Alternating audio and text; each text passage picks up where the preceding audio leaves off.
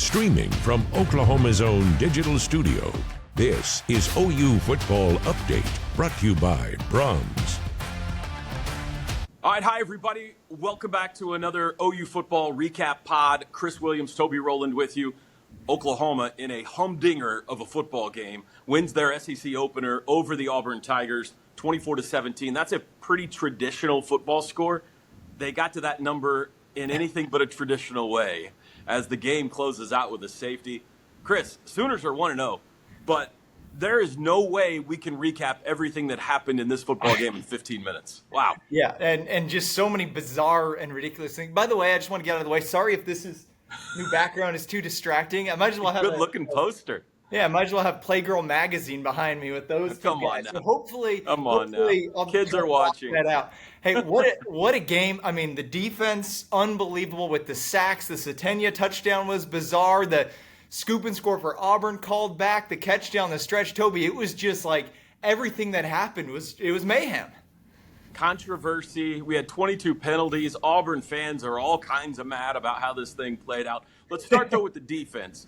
They ended up officially having 9 sacks, which ties the all-time OU record, and they closed it out with back-to-back sacks from Grayson Halton and R. Mason Thomas. We thought this defense coming into the year had a chance to be pretty good. They have been unbelievable.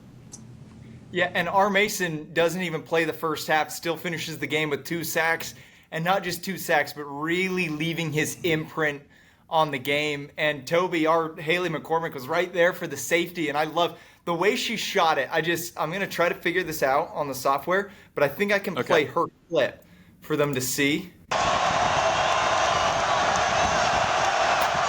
hope it was better for the viewers than it does for us right now.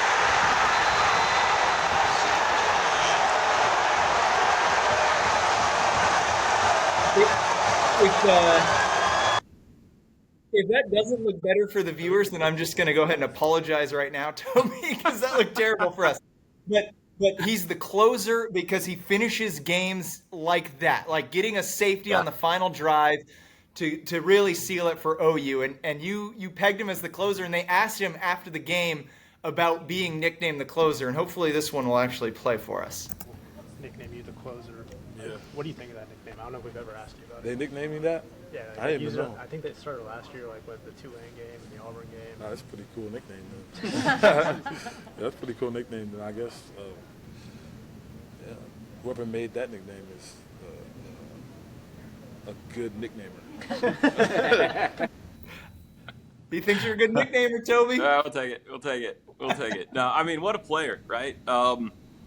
It had to be incredibly frustrating for the first half of that game to just be able to sit and watch. We were keeping tabs on him on the radio broadcast, and he was basically another coach over there just trying to keep his guys going. Mm-hmm. They had 6 sacks at halftime before he got into the game. So Taylor Wine and Marvin Jones, all of them played great. Especially Jaden Jackson was an animal, 2.5 sacks.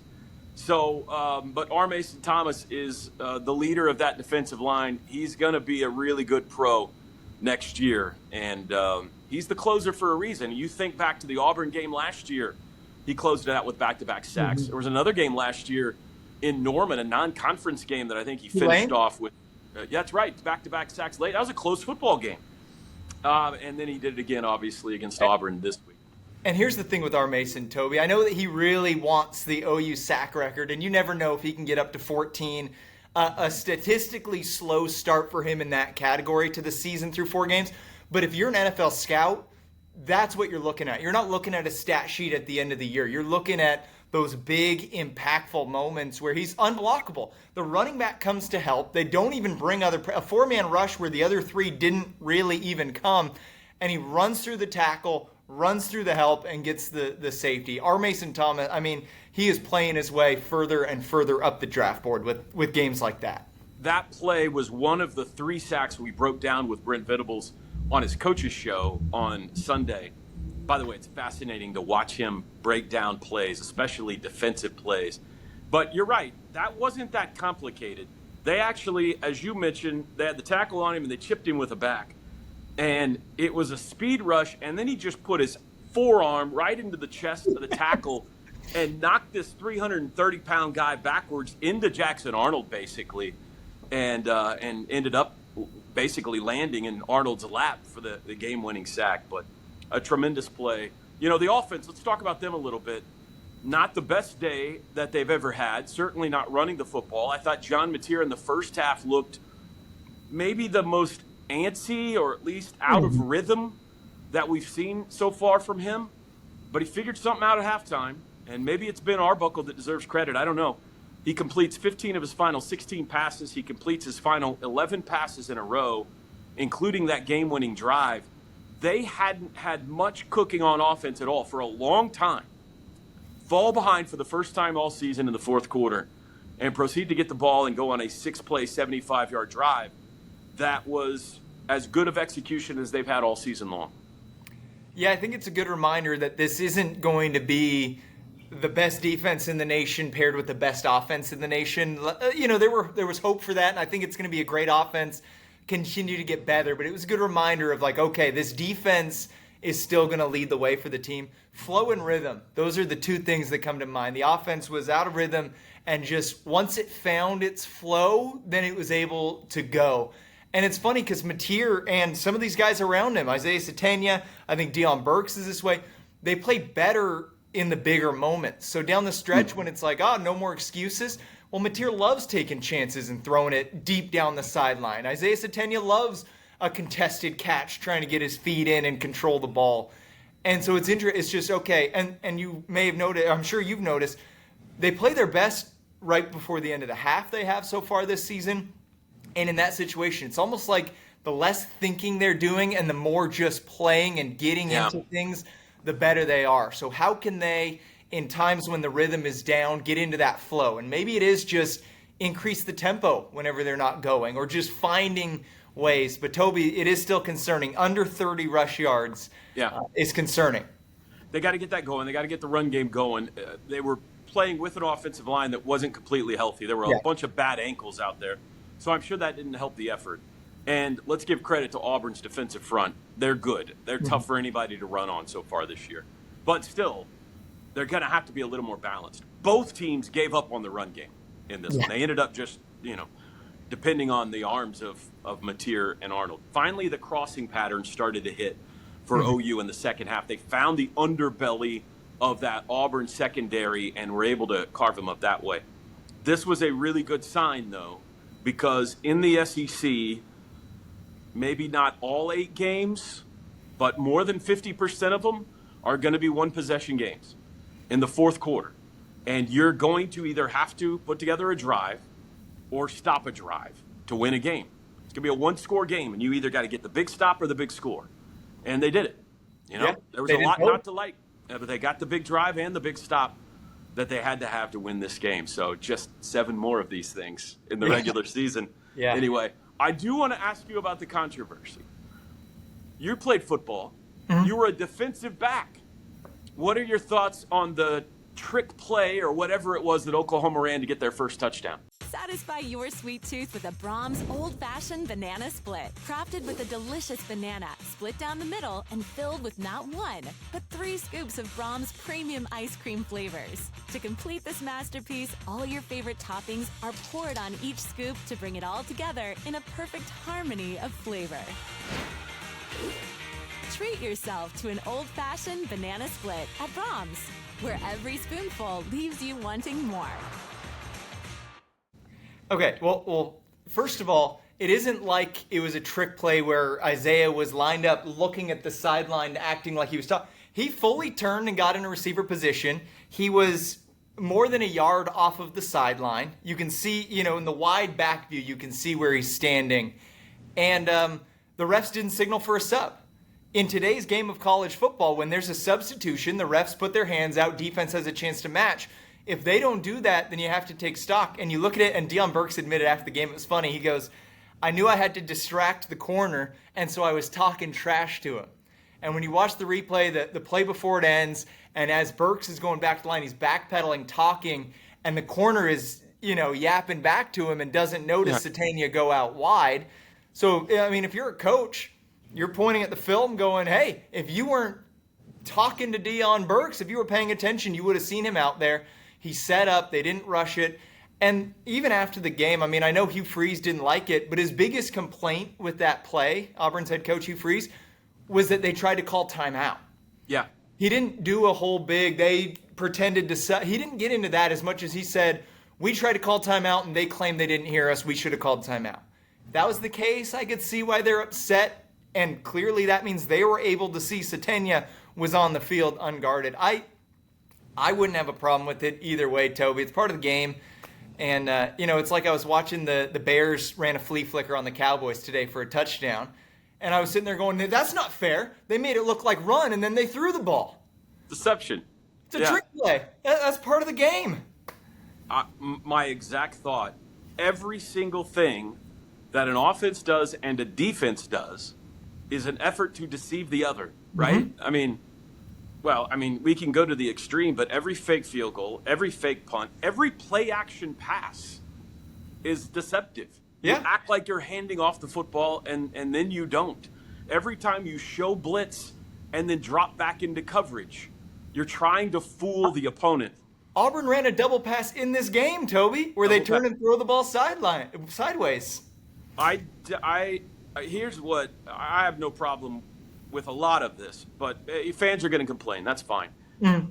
But all he did is start to walk toward the sidelines and stopped. He asked the ref, am I good? He said yes, and he ran a pattern.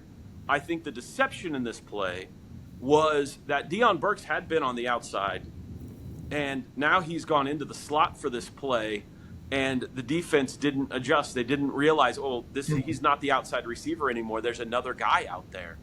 And that's just good play design. But the fact that a statement was issued by the SEC,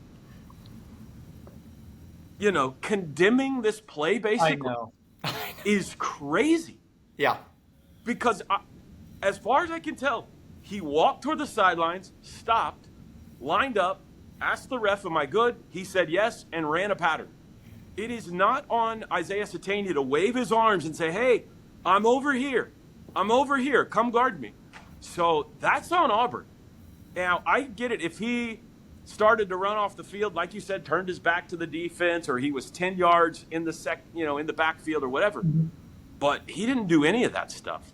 So fans can complain. I get, but the fact that a statement was released is absurd, in my opinion. So hopefully I'm not suspended to calling the next game for Oklahoma, but that did not need a reprimand statement sent out from the commissioner's office or wherever that came from.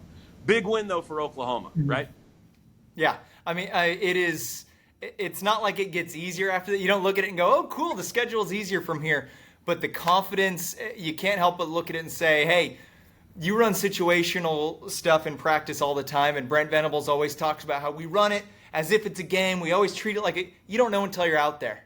Yeah. This offense struggled for a lot of the game, came out there needing to go down and score, and they knew they wanted a touchdown. They didn't want to go kick for the win. They knew we wanted to go down and run a touchdown, and that's exactly what they did. So great to watch that. The defense, there was never really a doubt about them getting to stop. The one thing, Toby, the defensive backs got a little more exposed than they have so far this season. I mean, Coleman, holy cow.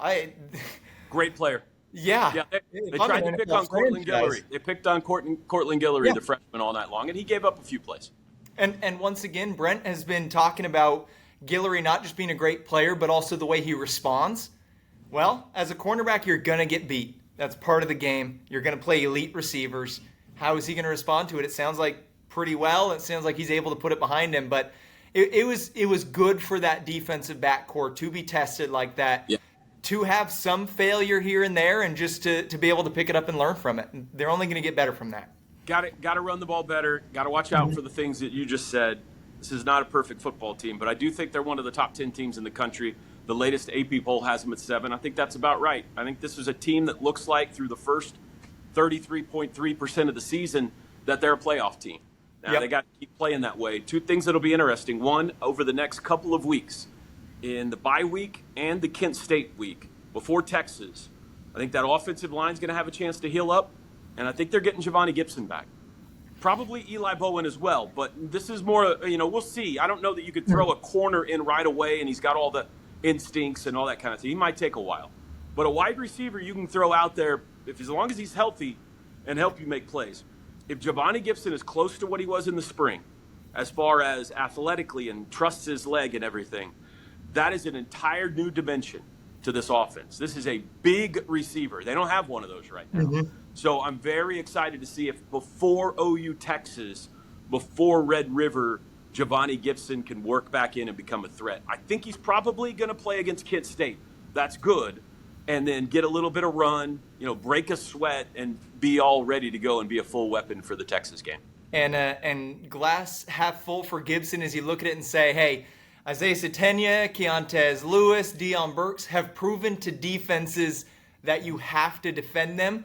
So Gibson will now come in and not have all the attention right away. He can find his role and he can make those plays without being the number one guy. Don't forget about Jaren Kanak, or he may karate chop you. Flying leg kick.